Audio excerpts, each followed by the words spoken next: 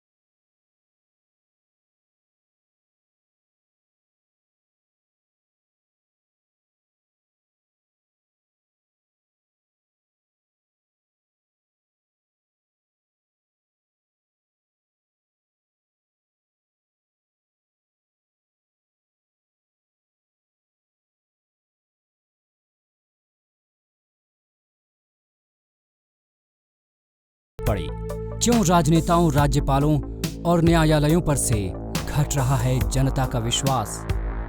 दोस्तों, राजनेताओं, राज्यपालों पर आरोप या घटता विश्वास तो समझ उनकी आजकल की कार्यशैली से आता है, लेकिन अब सुप्रीम कोर्ट पर टिप्पणी, खासकर सुप्रीम कोर्ट के ही पूर्व न्यायाधीशों द्वारा ही किया जाना, खासकर रंजन गोगोई का राज्यसभा में जाना, कहीं न कहीं एक बड़ा प्रश्न चिन्ह है। और जब न्यायाधीशों का अपने साथी न्यायाधीशों पर ही सवाल उठा रहा हो, तो आम जनता का विश्वास कम होना स्वाभाविक है और ऐसे फैसले आने वाले समय में देश के हित में कभी भी अच्छे नहीं होंगे। कुछ टिप्पणियां आपको सुनाता हूं। अयोध्या फैसले पर ए.के. गांगुली की टिप्पणी। संविधान के एक स्टूडेंट के तौर पर मुझे ये स्वीकार करने में दिक्कत हो रही है, अयोध्या फैसले का आधार न्यायाधीशों ने क्या रखा है? सफूरा जरगर मामला पर मार्केंडू कारजू की टिप्पणी। सफूरा जरगर मामला देश में लोकतंत्र के ढहने का प्रतीक है। लीगल सिस्टम और अमीरों पर जस्टिस दीपक गुप्ता की टिप्पणी।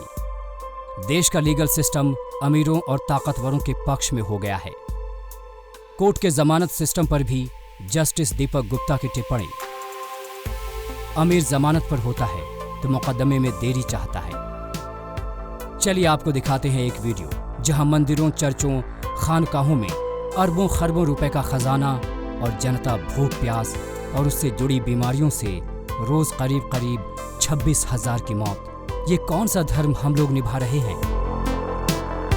और अब चलते हैं हिंदुस्तान के लुटेरे उद्योगपति पर चर्चा के लिए। एक आम आदमी या किसान के लिए 10,000 का बैंक से कर्ज लेना और फिर समय पर न चुकाना उसके आत्महत्या का कारण बनता है। लेकिन इन लुटेरे भगोड़े व्यापारी को देखिए, कितनी शान से हमारे पैसों को लूटकर ऐशो आराम की जिंदगी गुजार रहे हैं। क्या ये बिना किसी सरकारी मिली भगत के पॉसिबल है? और इसकी जवाबदेही किस पर है? कौन तय करेगा कि इसके लिए कौन जिम्मेदार है? विचलित करती हुई तस्वीर के आखिर में फिर एक ऐसी तस्वीर दिखाने जा रहा हूं जिसमें एक मासूम बच्चा बिना ये समझे हुए कि उसकी मां मर चुकी है, अपनी भूख मिटाने के लिए अपनी मां में दूध तलाश रहा है। ऊपर वाले से दुआ प्रार्थना है कि ऐसी स्थिति आगे किसी मासूमों को ना दिखलाए। भारत का पिछले 6 साल में जतन से पतन के रहे मुख्य कारक। नंबर 1, जीएसटी से उद्योग खासकर छोटे व्यापारी का धंधा खत्म। नंबर 2, नोटबंदी के बाद से अर्थव्यवस्था का माइनस में जाना। नंबर 3, बेरोजगारी से युवा का भविष्य खत्म होता दिखना। नंबर 4, कर्ज से किसान का आत्महत्या करना और भूख से रोज करीब 7,000 लोगों का मरना। नंबर 5, हिंदू मुस्लिम भाईचारा में खींची लंबी दरार। नंबर 6, और बचा खुचा सरकार की पोल अनप्लान्ड कोरोना लॉकडाउन ने खोल दिया। और आखिर में ये हम सभी जो संपन्न परिवार या संस्था और सरकार के लिए ऊपर दिखाए गए दृश्य टिप्पणियां कारण आने वाले दिनों में एक चुनौती होगी। अगर इस हृदय विदारक स्थिति पर बिना किसी और देर किए हुए जग जाए।